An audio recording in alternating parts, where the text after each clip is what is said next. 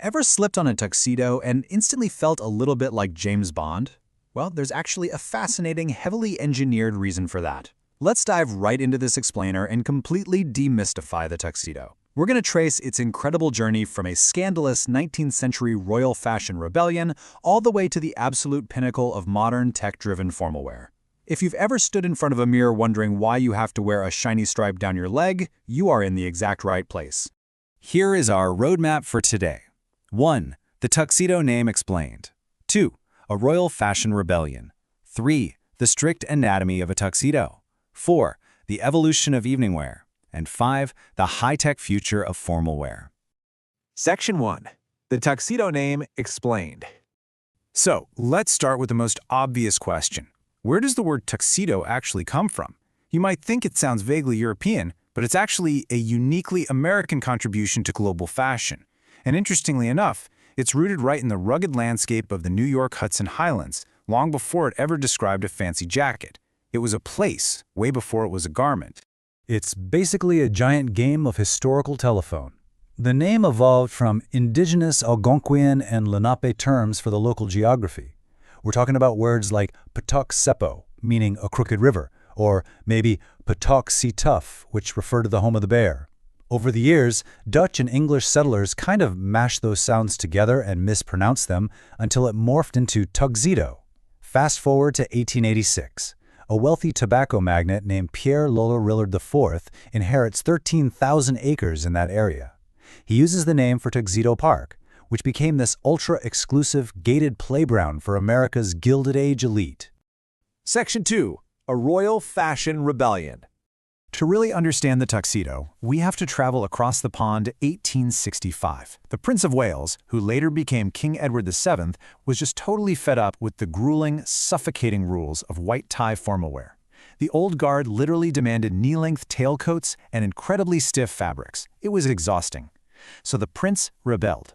He commissioned his Savile Row tailor, Henry Poole, to create a short, tailless, blue silk smoking jacket just so he could comfortably protect his clothes from cigar ash while lounging around after dinner. By prioritizing his own comfort, he accidentally sparked a massive revolution against strict Victorian fashion. So how did this British innovation make it to America?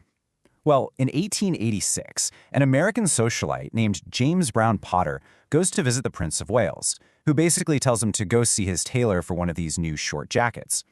Potter does exactly that, and he brings this fresh style back to the Tuxedo Club in New York. Shortly after, at the club's autumn ball, young mavericks like Griswold Lorillard actually debuted the tailless look in public. And honestly, polite society absolutely hated it. They actively mocked it. Dowagers literally complained that these wealthy men looked like waiters. But the younger guys loved how comfortable it was, the trend stuck, and the name of their town, Tuxedo, was forever cemented onto the jacket. All right, Section 3. The anatomy of a tuxedo. This is where things get really specific, because unlike a regular everyday business suit, the tuxedo operates on strict, uncompromising physical logic. The whole goal is to create a sleek, athletic silhouette that draws all the attention straight up to your face. To pull this off, the jacket has to have satin or grosgrain lapels, and absolutely no vents in the back because you're going to a gala, you aren't riding a horse. The pockets have to be sleek and jetted. Moving down, the trousers feature a matching silk braid running right down the leg, and you will never, ever find belt loops. Use suspenders or waist tabs instead. Throw in a crisp white shirt with a pleated or peak bib and French cuffs, and boom. Every single detail is highly engineered to maximize elegance. And that brings us to the brilliantly weird functional science of formal wear. Ever look at a cummerbund and wonder, why on earth do I have to wear this? It actually evolved from Indian sashes, but its primary functional purpose today is just to hide that awkward, messy bunching of your white shirt right above your trouser waistband. To pull off a true tuxedo, you absolutely must wear a waist covering, like a cummerbund or a vest, to maintain an uninterrupted, visually clean line from your chest all the way down to your patent leather shoes. Now, when you're choosing your jacket, the shape of the satin lapels is hands down your biggest decision. You've basically got two choices. Peak lapels point sharply upward. They're architectural, they project total confidence, and they actually create an optical illusion that makes your shoulders look visibly broader. On the flip side, shawl lapels feature smooth, rounded, continuous edges. They lean heavily into a softer, luxurious, vintage old Hollywood aesthetic. But whatever you do, please never wear a standard notched lapel on a tux. Save that for your Monday morning business suit. Moving right along to Section 4, Evolution of Evening Wear. Even with all those strict anatomical rules we just talked about, the way we actually wear the tuxedo has been a total roller coaster over the decades. It started with those 1880s aristocratic roots, but by the 1930s, it morphed into this incredibly sleek standard. Fun fact, midnight blue became hugely popular back then because under early, harsh electric lighting, black wool actually looked like a dusty, sickly green, while midnight blue looked richer and darker than black itself. Then we hit the 1970s and things got wild. We took a massive detour into pure disco chaos with massive bell-bottoms, giant ruffles, and powder blue pastels. Now, in the 2020s, we are in this awesome era of fluid, highly personalized expression, with TikTok weddings showing off everything from mix-and-match silhouettes to high-end sneakers.